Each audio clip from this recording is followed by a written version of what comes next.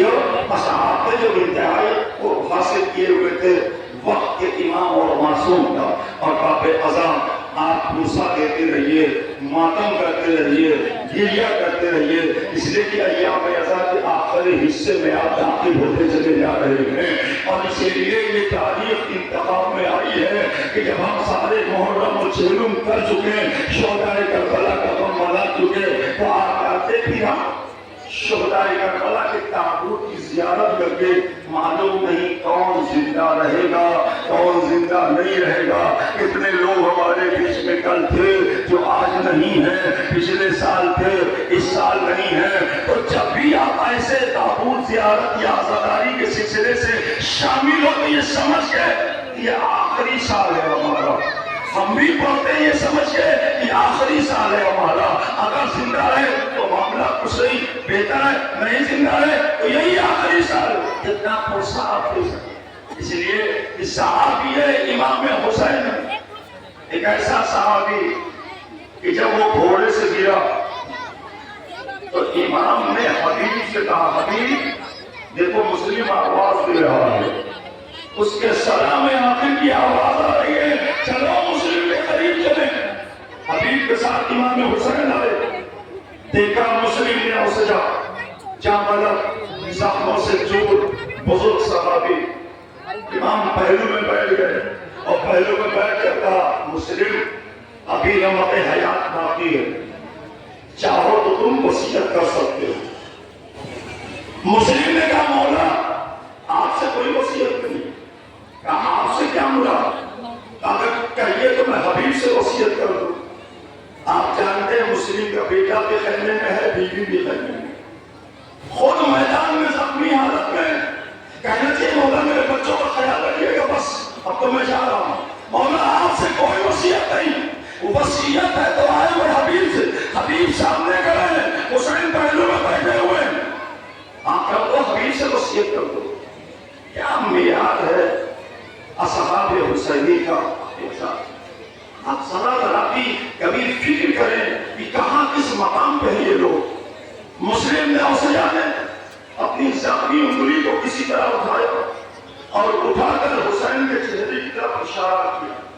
اور پکڑائی ہوئی نگاہیں حبیب سے ملائی اور کہا یا حبیب اوسی کا بحاصل مظلوم، اے حبیب اس مظلوم سے خبردار رہنا، اور ہم تو چاہ رہے ہیں جب تک رہنا میرے مولا تک کوئی تیر نہ آنے پائے۔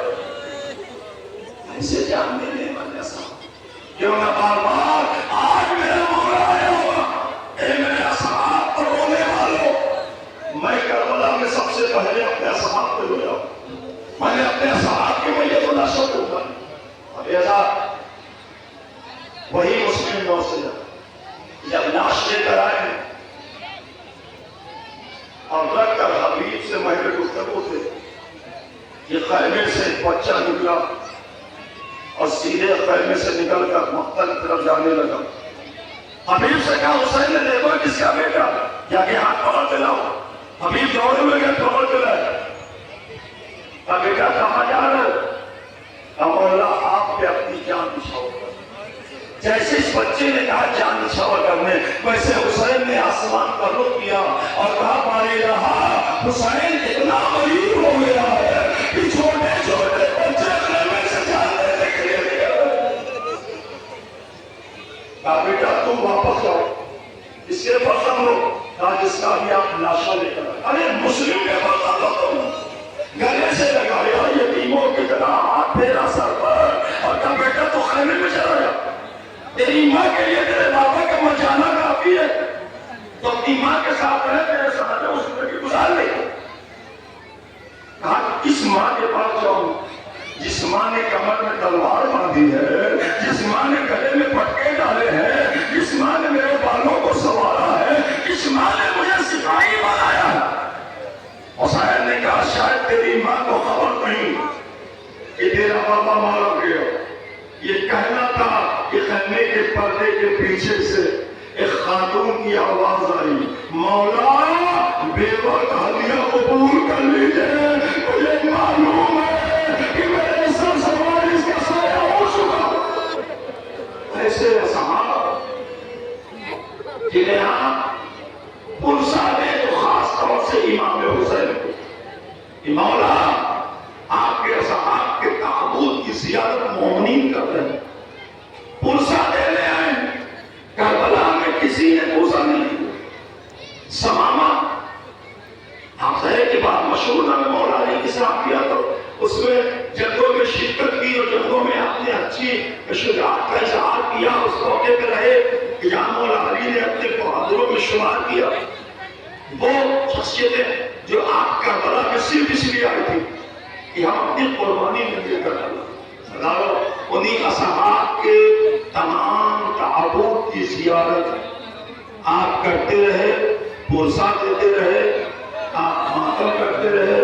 اور اب آپ کے سامنے کچھ اصحاب کے بچے ہوئے تعبد کی زیارت اور ہونی باقی ہے جو برابر ہے۔ تو آئیے باتوں باتوں کہ آج اس پورے زیارت کرنے والے زائرین اور سامعین کے جتنے بھی واقعات آپ کے بیچ میں پیش کیے جاتے ہیں، ان واقعات میں یہ انس